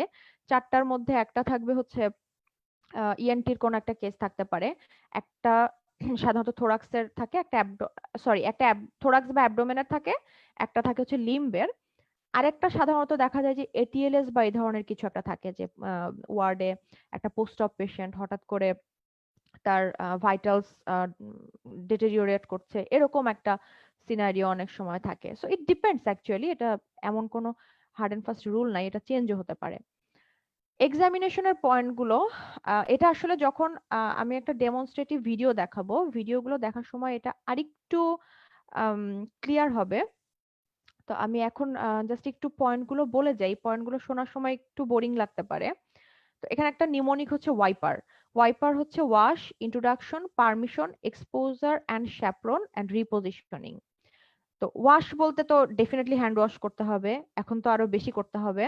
ইন্ট্রোডাকশন সেম জিনিস, হাই আই এম ডক্টর, আপনার নিজের নাম বলতে পারেন, বা অনেক সময় দেখা যায় যে ওখানে ডক্টরের নাম দেওয়া থাকে, অথবা আপনি বলতে পারেন যে I am the surgical SHO working in A&E today. I am told to examine your neck swelling, for which you need to take off your shirt and I need to touch your swelling and examine your hands and legs as well. Is that all right? So patient permission দিল। এরপরে আপনার patient already হয়তোবা shirt expose করাই থাকবে, বা হয়তোবা আপনার examiner বলবে যে পুরো এক্সপোজ করার দরকার নাই, হয়তো একটা টি শার্ট বা যেটা পরা আছে এটা পরা অবস্থাতেই আপনাকে করতে বলতে পারে। সো এটা এগুলো আসলে ওখানে আপনি অবস্থা বুঝে ব্যবস্থা আর কি, এটা এত এইভাবে যে এটাই হবে এমন কোনো কথা নেই। যেটা অবশ্যই করতে হবে সেটা হচ্ছে স্যাপ্রন। স্যাপ্রন বলতে অ্যাটেন্ডেন্ট আমরা যেটা বলি, এটা আপনার রাখতেই হবে, এবং এটা আপনাকে মানে চাইতে হবে এক্সামিনারের দিকে, আপনাকে বলতে হবে যে can I get a saffron please. So এটা এটা না বললে কিন্তু পয়েন্ট মিস হবে। রিপজিশনিং এর ব্যাপারটা আসলে থাইরয়েডের পেশেন্ট ইউজুয়ালি বসা থাকে, আমার নিজের থাইরয়েড পেশেন্ট ছিল, তো পেশেন্ট অলরেডি চেয়ারে বসা ছিল। অনেক সময় দেখা যায় যে হার্নিয়ার ক্ষেত্রে যেটা হয়, অনেক সময় পেশেন্ট শুয়ে থাকতে পারে, বসে থাকতে পারে, বা অনেক সময় অ্যাবডোমেনের ক্ষেত্রে পেশেন্ট বসা থাকতে পারে, ওই সব ক্ষেত্রে আসলে রিপজিশনিং করা লাগতে পারে, বা ব্রেস্ট এক্সামিনেশনের সময় যেরকম হাত মাথার পিছনে নিতে হয়, তো এই জিনিসটা একটু তখন ইম্পর্টেন্ট। ইন্সপেকশনের 6টা এজ দেখতে হবে: site, size, shape, symmetry, skin, scar. এই 6টা জিনিস দেখতে হবে, এবং সাথে check for neck veins, check movement with swallowing, check movement with tongue protrusion. প্রত্যেকটা আলাদা আলাদা ইনস্ট্রাকশন দিতে হবে। যে সোয়ালোয়িংটা আমরা যেভাবে দেখি যে আমরা পানি, এক গ্লাস পানি থাকবে, ওটা দিতে হবে যে can you please have a sip but don't drink it when I tell you. এরপরে যখন পেশেন্টের হাত থেকে গ্লাসটা নিয়ে তখন আপনার, মানে এটা বললাম না যে ছোট ছোট প্রফেশনালিজম গুলো শো করা আসলে, যে আপনি পেশেন্টের হাতেই গ্লাসটা রেখে দেওয়ার থেকে আপনি যদি তার হাত থেকে গ্লাসটা নিয়ে আপনি ধরে রাখেন বা টেবিলে রাখেন, it looks professional, it just looks nice. Okay, so এরপরে বলতে হবে যে নাও ড্রিঙ্ক করার সময় আপনি দেখবেন যে সোয়ালিং এর সাথে সোয়েলিংটা মুভ করে কিনা, এবং এরপরে বলতে হবে can you please stick out your tongue for me, তখন আপনি টাং প্রোট্রুশনের সাথে মুভমেন্টটা দেখবেন। একটা ইম্পর্টেন্ট কথা যেটা এখানে বলার মতো, সেটা হচ্ছে যে থাইরয়েডের ক্ষেত্রে ওরা ইউজুয়ালি অ্যাকচুয়াল গয়টারের পেশেন্ট দেয়। থাইরয়েড, হার্নিয়া বা হাইড্রোসিল বা টেস্টিকুলার টিউমার এই ধরনের পেশেন্ট গুলা ওরা অ্যাকচুয়াল পেশেন্ট দেয়। যেমন অনেক সময় দেখা যায় যে অ্যাবডোমেনের পেশেন্ট ওরা অ্যাক্টর ইউজ করে, কারণ ডেফিনেটলি একটা প্যানক্রিয়াটাইটিস বা একটা অ্যাপেন্ডিসাইটিস এর পেশেন্ট তো আসলে এনে আপনাকে পরীক্ষায় 10টা স্টুডেন্ট দিয়ে পরীক্ষা করাবে না। সো থাইরয়েডের পেশেন্ট বা একটা হার্নিয়ার পেশেন্ট, একটা স্ক্রোটাল সোয়েলিং এর পেশেন্ট, এটা ইউজুয়ালি ওরা আসল পেশেন্ট দেয়। সো আপনারা যখন এক্সামিনেশন প্র্যাকটিস করবেন, আমার মনে হয় যে যে কোনো হসপিটালের ইএনটি ডিপার্টমেন্টে গেলে থাইরয়েড সোয়েলিং এর পেশেন্ট আসলে মোরালেস পাওয়াই যায়। তো এটা একটু আসল পেশেন্ট দেখে প্র্যাকটিস করাটা আমার কাছে ওয়াইজ মনে হয়। ওকে, এরপর হচ্ছে প্যালপেশন। প্যালপেশনের একটা পার্ট করতে হবে সামনে থেকে, একটা পার্ট করতে হবে পিছন থেকে। আচ্ছা, it's 11:30. Do you need a break? Do you think এখন একটু 10 মিনিটের ব্রেক দিলে ভালো হবে?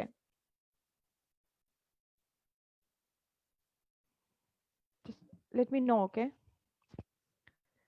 বিকজ আমি আসলে জানি না যে কনসেন্ট্রেশন রাখাটা কঠিন হচ্ছে কিনা। ওকে, সো প্যালপেশনের একটা পার্ট সামনে থেকে করতে হবে, আর একটা পার্ট পিছন থেকে করতে হবে। আমি যদি ওরকম ভাবে কোনো রেসপন্স না পাই, দেন আইল জাস্ট কন্টিনিউ, আইল জাস্ট সে দ্যাট মৌনতা সম্মতির লক্ষণ, আমি আমার ক্লাস কন্টিনিউ করব। সামনে থেকে করতে হবে হচ্ছে 3টা টি। 3টা টি বলতে টেম্পারেচার, টেন্ডারনেস এন্ড ট্রাকিয়া। এই 3টা টি সামনে থেকে দেখতে হবে। সো টেম্পারেচারটা জাস্ট একটু হাত দিয়ে কপালের সাথে কম্পেয়ার করে দেখতে পারেন যে সুয়েলিংটা কোনো হট বা কোল্ড মনে হচ্ছে কিনা। আর টেন্ডারনেসটা দেখতে হবে একটু হালকা পালপেট করে, যে কোনো টেন্ডারনেস আছে কিনা, এবং ডেফিনেটলি এটা তো নতুন করে বলার কিছু নাই। টেন্ডারনেস সোয়েলিং এ যখন পালপেট করবেন পেশেন্টের মুখের দিকে তাকাতে হবে যে কোনো টেন্ডার, এবং যদি এরকম হয় যে এটা কিন্তু আসলে মূলত অ্যাক্টিং এর একটা বিষয় আছে, আপনাকে অ্যাকচুয়ালি পেশেন্টের মুখের দিকে তাকাতে হবে, এটা এক্সামিনারকে এটা বোঝানোর জন্য যে আপনি টেন্ডারনেস দেখছেন। So it's really important. Okay, তারপরে ট্রাকিয়া, এবং ট্রাকিয়াতে অবশ্যই যখন হাত দিবেন তখন বলতে হবে যে now I'm going to check your windpipe. It might be a little bit uncomfortable, but it should not be painful. এই ছোট ছোট কথাগুলো আসলে আপনাকে অনেক কি বলবো যে এটা অনেক প্রফেশনাল তো এই কথাগুলো আপনাকে বলা অভ্যাস করতে হবে।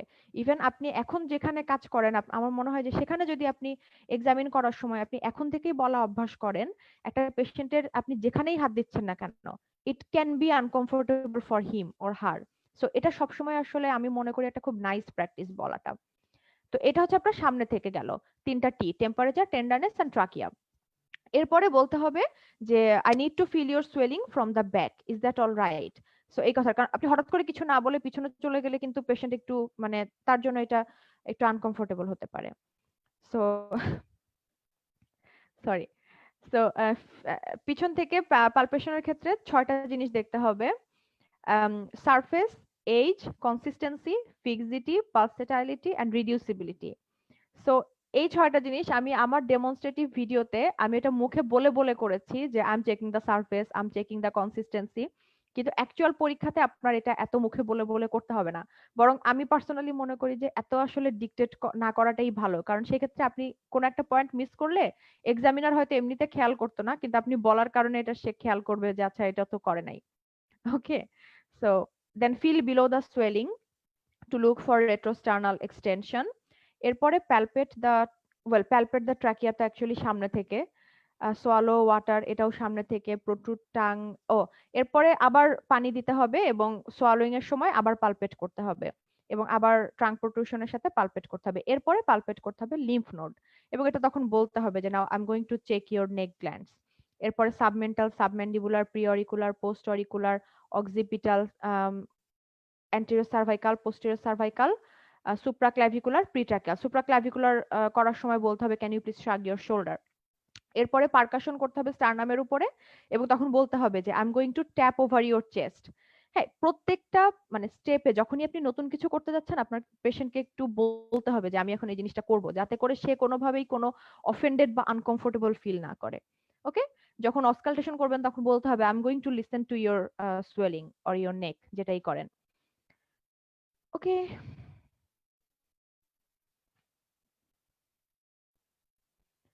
um, আই এম সরি, আমি আজকে একটু বেশি টাইম নিচ্ছি, এজন্য আমি দুঃখিত। আমি আসলে এটা আজকে শেষ করে দিতে চাচ্ছি। এরপরে চেক করতে হবে থাইরয়েড স্ট্যাটাস, এবং থাইরয়েড স্ট্যাটাস করার আগে আপনাকে জিজ্ঞেস করতে হবে, আপনার এক্সামিনারকে বলতে হবে যে I I want to check the thyroid status. Okay, so তখন প্রথমে দেখতে হবে আই, তারপর হ্যান্ডস, তারপর লেগ। মানে এটা এভাবেই দেখতে হবে তা না, আপনি চাইলে হ্যান্ড থেকেও শুরু করতে পারেন, লেগ থেকেও শুরু করতে পারেন, কিন্তু ওভারঅল উপর থেকে নিচ পর্যন্ত যাওয়াটা একটা সুবিধা হচ্ছে যে পয়েন্ট মিস করার চান্স কম থাকে। আই এক্সোপথ্যালমাস আছে কিনা দেখতে হবে, লিড ল্যাগ দেখতে হবে, লিড রিট্রাকশন দেখতে হবে, এবং এখানে ইনস্ট্রাকশনটা সুন্দর করে দিতে হবে যে please follow my finger keeping your head still বা don't move your head, tell me if you feel any pain or see double. এই কথাটা বলাটা ইম্পর্টেন্ট, তা না হলে পেশেন্ট মাথা মুভ করতে শুরু করবে, because they are given instruction in that way যে আপনি যদি এই ইনস্ট্রাকশনটা দিতে ফেল করেন তাহলে সে কিন্তু তখন তার মাথা মুভ করতে শুরু করবে, just to let you know or just to let the examiner know যে আপনি তাকে ঠিকমতো ইনস্ট্রাকশন দেননি। Okay, this is a bit creepy.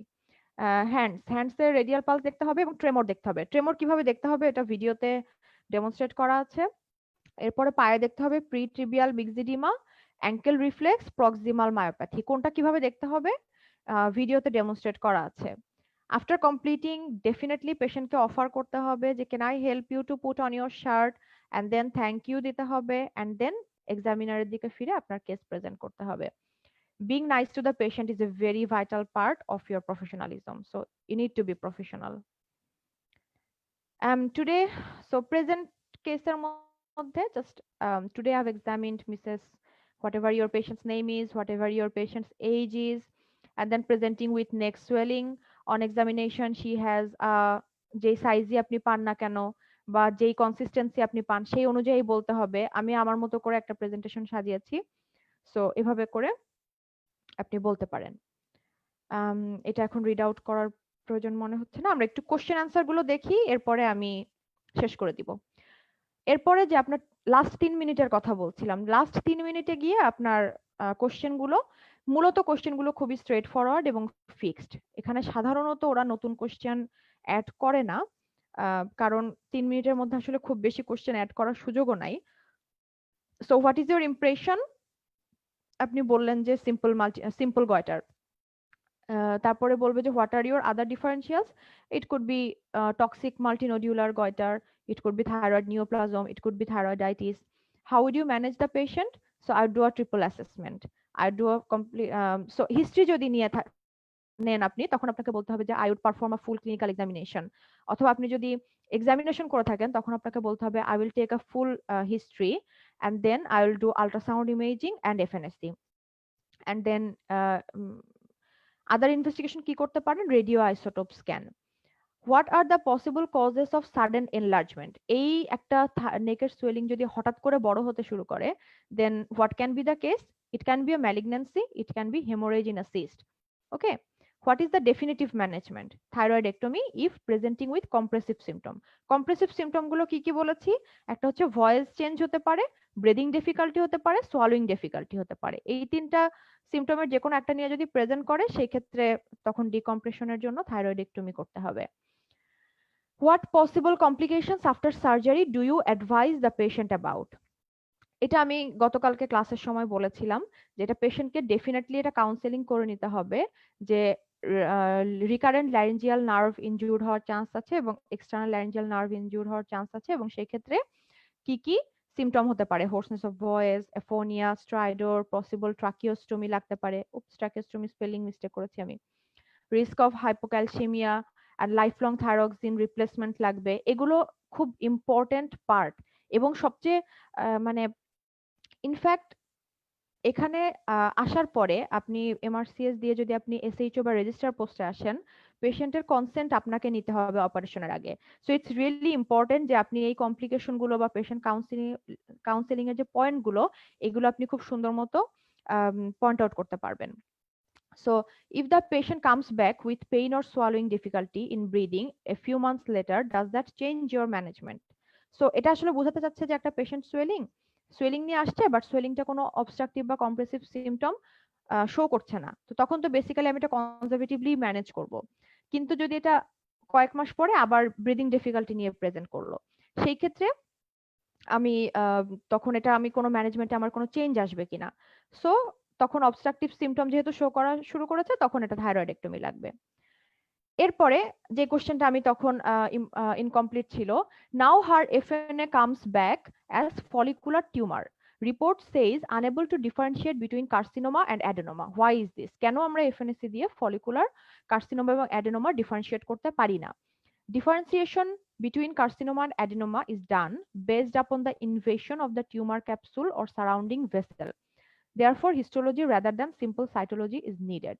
So basically, FNAC তে আমরা শুধু সেলটা দেখি। সো আমার এটা কি ম্যালিগন্যান্ট কিনা, এটা কার্সিনোমা কিনা, এটা বোঝার জন্য আমার টিউমার যে সেলটা, এটা বেসমেন্ট মেমব্রেন ক্রস করে গিয়েছে কিনা ওইটা দেখতে হবে। যেটা কিনা একটা সিঙ্গেল সেল দেখে বোঝা যায় না। তো সেক্ষেত্রে আমার একটা টিস্যু লাগবে যে সেলগুলো কি ইনভেডিং কিনা। যেই জন্য আমার ফলিকুলার টিউমার এফএনএসির মাধ্যমে করা যায় না, এটা বায়োপসি করতে হবে। এবং এটা পেশেন্টকে এভাবে কাউন্সেলিং করতে হবে যে আমরা ফার্স্টে শুধু টিউমারটা কাটবো, এরপরে আমরা ফ্রোজেন সেকশন বায়োপসি করব ইন্ট্রাঅপারেটিভলি। এরপর যদি আমরা দেখি যে এটা ম্যালিগন্যান্ট বা মার্জিন ইনভলভ, সেক্ষেত্রে আমরা কমপ্লিশন থাইরয়েডেক্টমি করব। Management of follicular carcinoma needs to be discussed in multidisciplinary team worked up for total or hemithyroidectomy. Okay, so this is the whole thing. MRCS part এ বলেন, part B বলেন, সবকিছু বই মোটামুটি এই question গুলোর যা যা ইম্পর্টেন্ট ইনফরমেশন সবকিছু আমি এটার মধ্যে এভাবে ইনক্লুড করার চেষ্টা করেছি। অ্যান্ড দুইটা ডেমনস্ট্রেটিভ ভিডিও যেটা আমি আজকের ক্লাসের পরে ইনক্লুড করব। আচ্ছা, আমার এটা শেষ, সো আমি ওকে। সো টোটাল ক্লাসটা বা টোটাল প্রেজেন্টেশনটার মাধ্যমে আমি আসলে যে পয়েন্টটা মেক করার চেষ্টা করলাম সেটা হচ্ছে যে টপিকগুলো ছিল anatomy, physiology, pathology and surgery. So anatomy ফিজিওলজিটা কিন্তু আমার ফার্স্ট প্রফের পড়া, অ্যান্ড প্যাথোলজিটা থার্ড প্রফের, এবং সার্জারি যেটা প্রিন্সিপাল অফ সার্জারি, এটা কিন্তু আমরা ফাইনাল প্রফের সময় পড়ি। সো এমআরসিএস পরীক্ষাটা আসলে মূলত আমার কাছে যেটা আমার অপিনিয়নে যেটা টোটাল এমবিবিএস কোর্সটা, মানে এমবিবিএস কোর্সটা যদি আমি একটা হাতির সাথে কম্পেয়ার করি, সো ফার্স্ট ইয়ারে আমি হাতির কান দেখলাম, এরপর থার্ড প্রফের সময় গিয়ে হাতির লেজ দেখলাম, ফাইনাল প্রফে গিয়ে হাতির সুর দেখলাম। এমআরসিএস পরীক্ষাটা আসলে টোটাল হাতির ফুল ভিউটা দেখাতে হেল্প করে। সো আমার কাছে মনে হয় যে আমি গত 2টা ক্লাসে যেই টপিক গুলো নিয়ে আলোচনা করলাম, এটা যদি একটা ফাইনাল ইয়ার স্টুডেন্ট বলে, সেও কিন্তু এটা বুঝবে যে এটা তার কারিকুলামের মধ্যে সবসময়ই ছিল, বাট আমরা আসলে কখনো এই টপিক গুলো হয়তো একটা আরেকটার সাথে রিলেট করে এরকম করে পড়ি না, যেহেতু এক একটা প্রফে আমরা এক একটা সাবজেক্ট পড়ছি, হুইচ ইজ কোয়াইট নর্মাল। তো আমার মনে হয় যে স্টুডেন্ট লাইফ থেকে যদি কেউ এভাবে রিলেট করে পড়তে পড়তে আসে, তার জন্য কোয়াইট ইজি পরবর্তীতে গিয়ে এমআরসিএস করাটা, যেটা স্টুডেন্টদের জন্য একটা খুব মোটিভেটিং একটা পয়েন্ট হতে পারে। অ্যান্ড যারা সরি ওকে, সো এই জন্য এমআরসিএস পরীক্ষার জন্য সবার মধ্যে যে একটা যুগের পর যুগ ধরে একটা কনফিউশন চলে আসছে যে এমআরসিএস পোস্ট গ্রাজুয়েশন কোয়ালিফিকেশন কিনা, আর এমআরসিএস করতে কেন ট্রেনিং লাগে না। এমআরসিএসটা হচ্ছে মূলত ট্রেনিং এর ঢোকার একটা রিকোয়ারমেন্ট। ট্রেনিং এর ঢোকার আগে ওরা এটা এনশিওর করবে যে আপনি এমবিবিএস কারিকুলামে যেই সাবজেক্ট বা যেই টপিকগুলো পড়ে এসেছেন, ওটা আপনার প্রপার কোরিলেট করতে পারেন কিনা আপনি। সো এইখানে আগের থেকে ট্রেনিং করে আম, এসে এখানে ট্রেনিং এ ঢোকার জন্য আসলে আগের থেকে ট্রেনিং করার তো কোনো জাস্টিফিকেশন নাই। সো এই জন্য এই আমি এমআরসিএস পার্ট এ এবং পার্ট বি সবকিছু মিলিয়ে আমি এই জন্য টপিকটা প্রেজেন্ট করার চেষ্টা করলাম, যাতে একটু এটা বুঝতে সুবিধা হয় যে কিভাবে আসলে টপিকটা রিলেট করতে হবে। অ্যান্ড আমি যেটা আপনাদেরকে রিকোয়েস্ট করব যে এই ক্লাসটা করে বা ওভারঅল টপিকটা থেকে যদি আপনারা হেল্প কোনো মনে হয় যে আপনার কনসেপ্ট ক্লিয়ার হতে কোনো হেল্প করেছে, আমি আপনাদেরকে 2টা রিকোয়েস্ট করব।